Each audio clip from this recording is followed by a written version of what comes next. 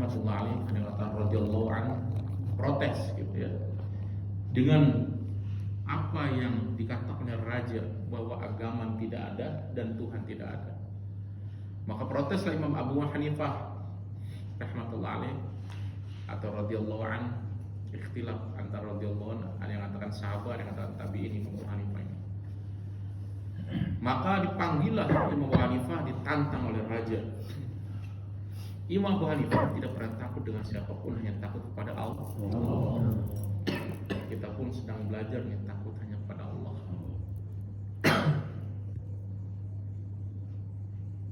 Kemudian Imam Abu Hanifah menantang, saya siap datang dengan panggilan raja, kapanpun saya siap.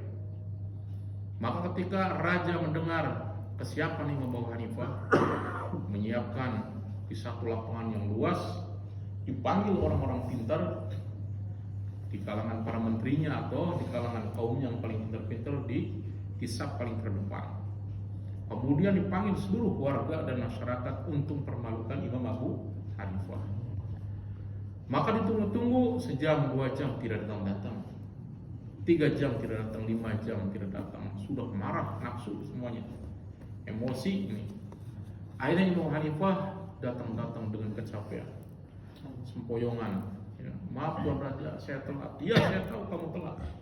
Tapi ada sebuah cerita yang menarik.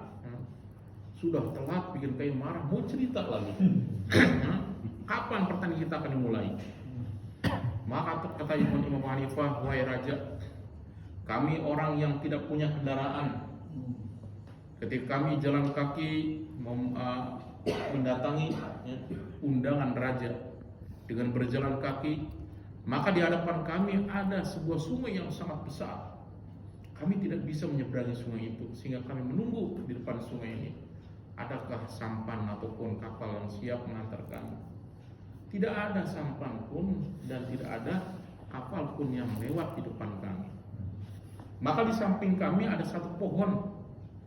Tiba-tiba pohon ini tumbang, kemudian terbelah-belah dengan sendirinya. Akhirnya ada hanyutan di depan kami, ternyata hanyutan itu adalah sebuah tali. Tali pun bergerak dengan sendirinya mengikat-ikat kayu yang terbelah-belah, terbentuklah sebuah sampan. Akhirnya saya naik ke sampan itu, dan sampan ternyata setelah saya naiki mengantarkan aku di hadapanmu, wahai Raja. Maka Raja tertawa.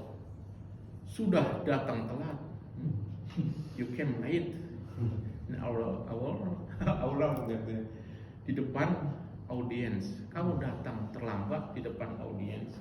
Kemudian kamu pun membuat cerita yang bohong. Saya tidak percaya, kata Raja. Masa ada satu pohon kemudian tumbang dengan sendirinya, nggak ada yang nebang. Kemudian dengan terbelah-belah sendirinya, tidak ada yang membelahnya, tidak ada yang memprosesnya. Kemudian datang ada hanyutan berupa tali pun mengikat dengan sendirinya. Akhirnya mengantarkan kamu datang ke hadapan kami. Saya tidak percaya. Kata Imam Abu Hanifah, wahai Tuan Raja, sekarang sayalah yang menang. Bagaimana kamu yang menang? Pertandingan belum dimulai, kamu sudah mengatakan menang. Wahai Raja, cerita ini sebuah cerita yang kecil, ya. Sebuah pohon yang tumbang dengan sendirinya, membelah-belah dengan sendirinya, kemudian datang tali mengikat dengan sendirinya, ya. Engkau pun tidak percaya. Bagaimana dengan 7 lapis langit yang tanpa tiang? Apakah mampu dengan bersihnya berdiri? Apa kau tidak lihat bagaimana dengan matahari yang begitu panas yang memutar dan mengelilingi bumi, tidak saling berbenturan dengan planet-planet yang lain? Apakah tidak ada yang mengaturnya? Tidak ada yang berperan dengan itu semua? Apa kamu hidup dengan sendirinya tanpa ayah dan ibumu, dengan tanpa diproses? Apakah kamu bisa makan padi dengan tanpa proses, kemudian padi itu dengan sendiri menjadi nasi? Cerita yang kecil seperti ini aja engkau tidak percaya, bagaimana kau akan ceritakan bahwa sesungguhnya Allah itu ada? Maka dia SWT semua terbelah dan diam semuanya. Para audiens atau pendatang di kalangan warga atau masyarakatnya, dan sebagian di kalangan mereka masuk Islam syahadat, sebagian masuk Islam sebagian antara mereka. dan meninggalkan raja itu. Hadirin SWT, saya cerita begini nih, maksud dan tujuan biar tidak vakum. Rasul sallallahu alaihi wasallam bersabda, 4 perkara amalan yang membuat Allah murka dan tidak memandang kepada hambanya walaupun hambanya itu menjerit-jerit dengan adanya musibah, baik longsor, tsunami, gunung meledak ataupun musibah yang lainnya. Allah tidak akan menolongnya. Ya. Apakah 4 perkara itu? Yang pertama, ziyadatul mal, banyaknya harta, hadirin. Ya.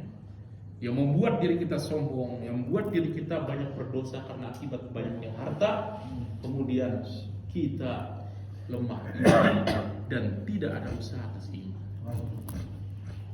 Orang sok merasa, kita hadirin Allah, ketika banyaknya harta, saya bisa, dengan harta ini saya bisa bikin rumah yang mewah, beli kendaraan yang mewah, beli wanita untuk semalam 2 malam pun bisa.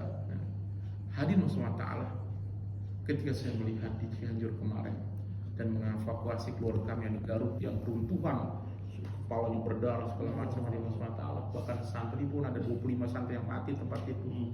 Hadirin, berapa banyak rumah yang mewah, hadirin, rumah yang megah, kendaraan yang mewah Allah hancurkan, dan sekarang miskin, tidak punya apa-apa lagi, hadirin.